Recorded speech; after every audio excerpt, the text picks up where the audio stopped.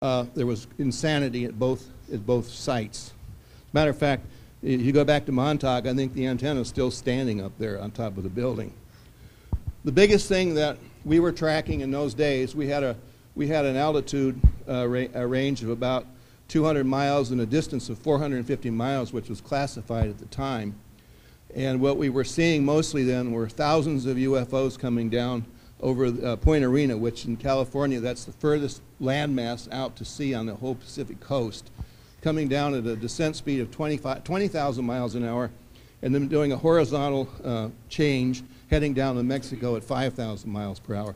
This happened all the time. This was reported on a DDS Form 332.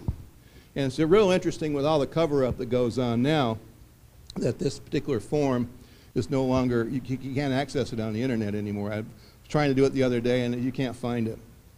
So anyway, I had a lot of happy times in the Air Force.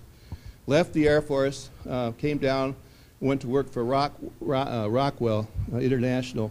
My first boss was Scott Crossfield, who flew the X-15 three times the speed of sound.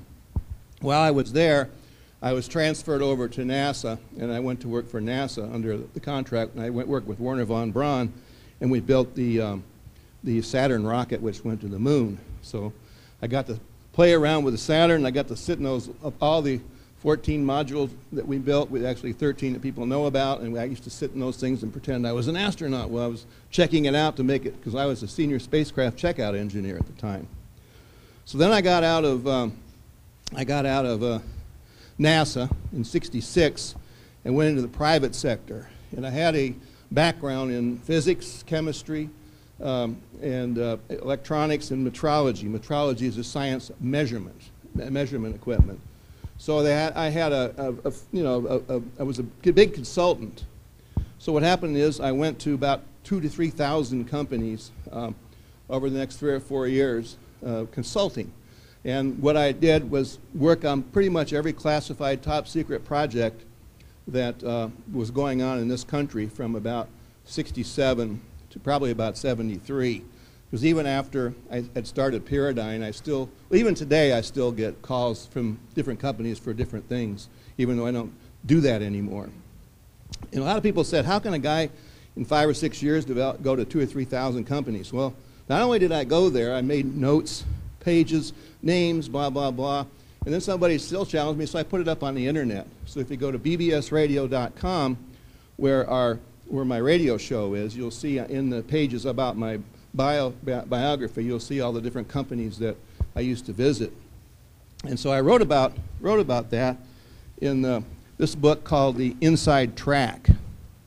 And this is my latest book. And the reason I put this book together is because there is so much nonsense going on and so much detriment to your personal freedoms going on in this country. And weather control, HAARP, internet, all of these projects I had something to do with at some point in time.